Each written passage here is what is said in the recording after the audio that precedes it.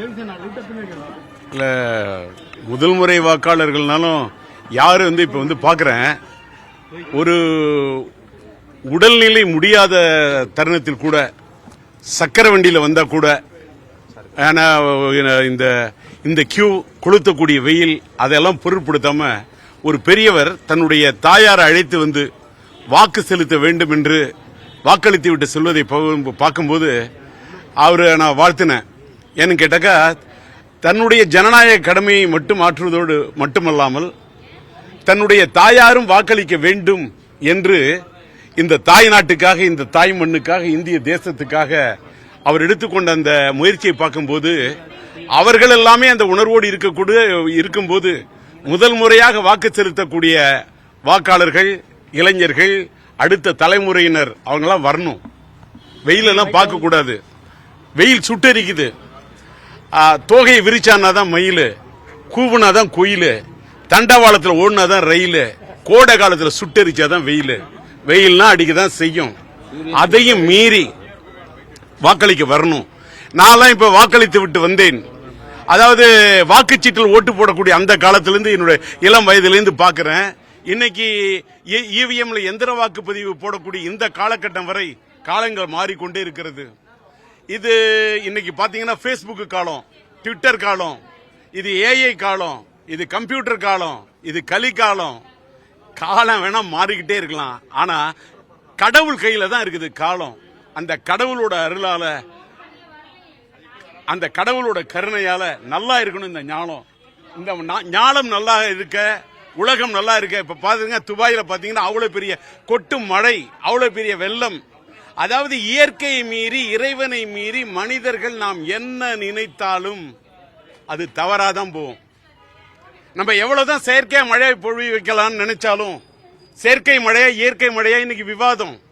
எவ்வளவுதான் செயற்கை ஜெயிக்க முடியும்? என்னதான் ஏஐ வரலாம், என்னதான் ஜிபிடி காலமா இருக்கலாம், என்னதான் கம்ப்யூட்டர் வரலாம், என்னதான் விஞ்ஞானம் முன்னேறலாம், என்னதான் ஒரு பக்கம் முன்னேறலாம் விஞ்ஞானம், அதை மீறி இருக்குது மெஞ்ஞானம். அதை சொல்வதுதான் இந்திய பூமி, அதை சொல்வதுதான் இந்திய நாடு, அதை சொல்வதுதான் இந்த மண், அதை சொல்வதுதான் தமிழ்நாடு, அதை சொல்வதுதான் இந்த தென்னாடு. அதிலும் அந்த தென்னாட்டில் இருக்கக்கூடியது தஞ்சை மாவட்டம்.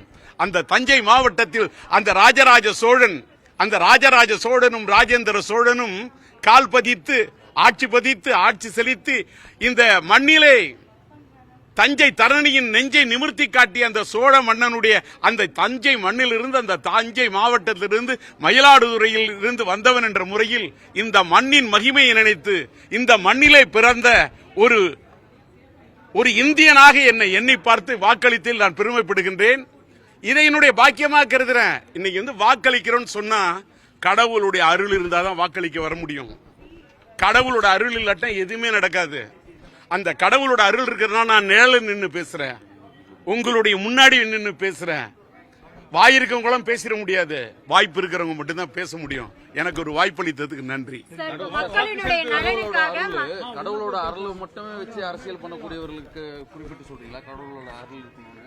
நான் காலத்துக்குமே கடவுளோட அருள் தான் வாழக்கூடியவன். நான் காலம் நன்றி. இல்ல இளைஞர்களும் வருவாங்க சார். அவங்க எல்லாம் வேலைக்கு போயிட்டு இருப்பாங்க. வேலைக்கு போயிட்டு மத்தியானம் கூட காலையில போய் தங்களோட வேலை அவங்களுடைய இதை முடிச்சிட்டு மத்தியானம் வரும். எல்லாமே குதர்க்கமா பேசக்கூடாது. காலையில இல்ல வயதானவர்கள் கூட வாக்களிக்கிறாங்க. அதனால இளைஞர்களும் தங்களுக்கு இருக்கக்கூடிய தங்களுடைய வாக்கு உரிமையை கரெக்டா பயன்படுத்தி இன்னைக்கு கொஞ்சம் வெயில்லாம் முடிஞ்ச பிறகு மத்தியானம் கூட வரலாம் சார். மதியத்துக்கு பிறகு கூட வரலாம்.